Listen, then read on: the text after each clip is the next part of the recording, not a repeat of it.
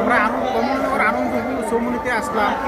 তো গাড়ি অ্যাক্সিডেন্ট করছে শুনছি, শুনিয়া দৌড়ে গেছি, যাই দেখি গাড়ি আর বাইকে সংঘর্ষ হয়েছে। সংঘর্ষ হইয়া আমার মামুর ভাই ফসাল করে আহত হয়েছে।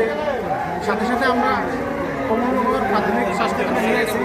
নিয়ে আসার পরে তারা এখান থেকে রেফার করছে, বক্সনে নিয়েছি। বক্সনে নিয়ে আনার পরে হ্যাঁ এখানে তারা বলছে যে নাম কি ওনার?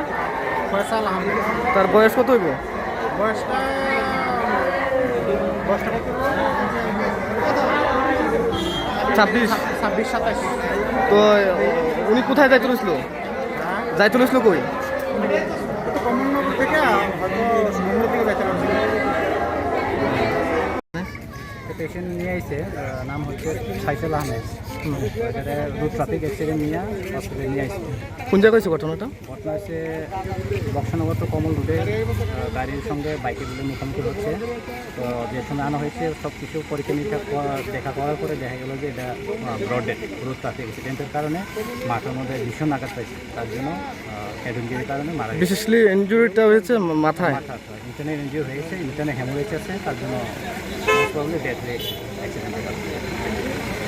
তার এখানে পোস্টমর্টম হয়েছে নাকি বক্সনগরে? হ্যাঁ, এখন পোস্টমর্টম করার পরে আমরা পুলিশের কাছে হ্যান্ড ওভার দিয়ে পুলিশরা ডেড বডিতে হ্যান্ড ওভার দিয়ে